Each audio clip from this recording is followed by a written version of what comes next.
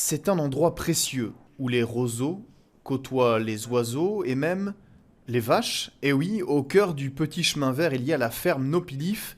Éric Fripia dirige les lieux depuis 5 mois. Pour lui, le master plan est une bonne chose, même s'il reste prudent face aux annonces politiques. Alors on va être très attentif évidemment à tout ce qui est voirie ici autour de la ferme, la mobilité, les parkings.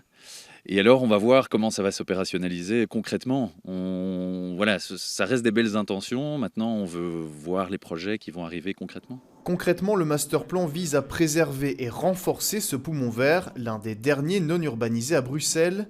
Des logements sont tout de même prévus, mais de façon raisonnable, en adéquation avec le quartier. Benoît Elbaut est riverain, il a été consulté depuis le début du processus.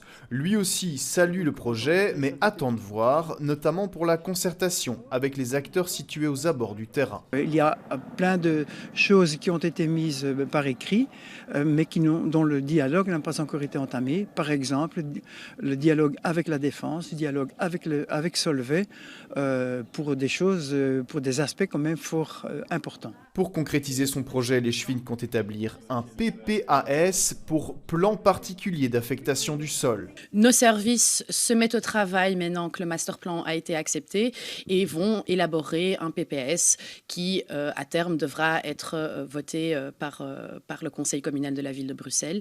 C'est quelque chose qui prend du temps, parce que c'est très important de bien faire ça, et ce sera dans les 2 années à suivre qu'on va faire ce travail, et en espérant pouvoir l'accepter ou le voter d'ici 2 ans. En résumé, de belles lignes ont été tracées, mais rien n'est encore fait. Alors, monsieur Elbaut, si vous deviez donner une note sur 10 au master plan? Vu qu'il n'y a pas encore, que ce n'est qu'un plan directeur, qu'on n'en voit pas la réalisation, je dirais aux environs de 7.